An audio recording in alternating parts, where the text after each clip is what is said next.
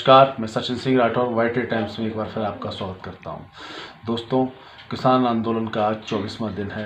किसान आंदोलन लगातार जारी है। सरकार और किसानों के बीच लगातार संवाद होते रहे, वो विफल रहे, लेकिन कल प्रधानमंत्री मोदी जी स्वयं आए और उन्होंने 49 मिनट किसानों को एड्रेस किया और कहा कि उनका जो मन है वो गंगा और यमुना की तरह बिल्कुल पवित्र है, साफ़ है। वो किसानों के हित की बात करते हैं। उन्होंने कहा ना तो मंडियां ख़त्म होंगी, ना ही आपकी एमएसपी ख़त्म होगी, ये मैं आपको लिखित में गारंटी देता हूँ।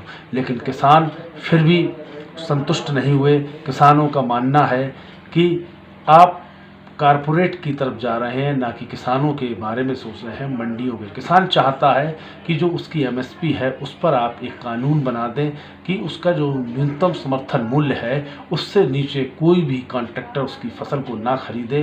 तो अगर ये नियम बन जाता है तो किसान अपने घर जा सकता है। दोस्तों, कल पिछले दो दिनों से बीते 2 दिनों में जो दिल्ली का टेम्परेचर रहा है वो 3 और 2 डिग्री सेल्सियस, ये टेम्परेचर शिमला का रहता है। हमने देखा कि किसान अपनी ट्रालियों के नीचे एक खुले आसमान में कोई जहाँ जिसको जगह मिली वो वहाँ इस समय ठंड में अब बिल्कुल रात गुजार रहा है।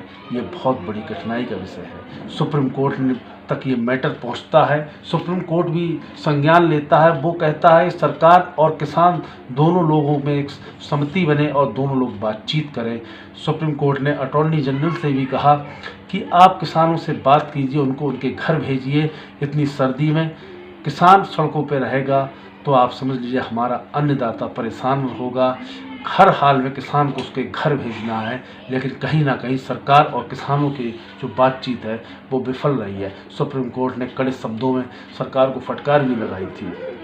दोस्तों, सरकार की मंशा पे सवाल उठ रहे हैं कि सरकार क्यों ना एमएसपी पे एक कानून ले आए। सरकार एमएसपी पे कानून ले आती है तो किसान अपने अपने घर को चले जाएंगे। किसानों की मांग भी जायज़ है। उसको अगर उसका न्यूनतम समर्थन मूल्य नहीं मिलेगा, सरकारों को सोचना होगा। जहां प्रधानमंत्री मोदी जी हाथ जोड़ रहे थे और ये कह रहे थे मैं सिर झुकाकर अपने किसानों के आगे नम्र होकर, और वो ये भी कह रहे थे कि मैं उनकी बात सुनने को तैयार हूँ, वहीं कुछ मंत्री इसी मोदी सरकार के वो किसानों को खालिस्तानियों का सपोर्टर जाने क्या क्या भाषाएं बोल रहे थे।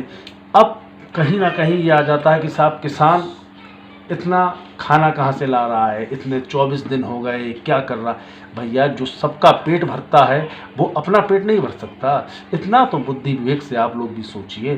किसान है, उसको उसके घर भेजना है, ये हमारी आपकी सबकी जिम्मेदारी बनती है। वो 24 दिन से इतनी भीषण सर्द रात्रि में यहाँ पड़ा हुआ है, ये सोचने पे सभी को मजबूर होना होगा। किसानों को उनके घर भेजिए, उनकी अब फसलें वो खुद अपनी फसलें देख पाएँ। ऐसा ना हो कि किसान सड़कों पर ऐसे ही पड़ा रहा और कोई बहुत बड़ी अनहोनी घटित हो गई तो इसकी जिम्मेदारी मैं या आप या सरकार कौन लेगा। ये सवाल हम आप सबसे पूछता हूँ और ये हम सब पे ही लागू होगा कि हम लोग क्या इसके जिम्मेदार होंगे कि आज किसान सड़कों पर है, उसको घर भेजना होगा, कोई अनहोनी ना हो और वो सुरक्षित अपने घर जाए। तभी तो हम कह सकते हैं जय जवान जय किसान। बहुत बहुत धन्यवाद।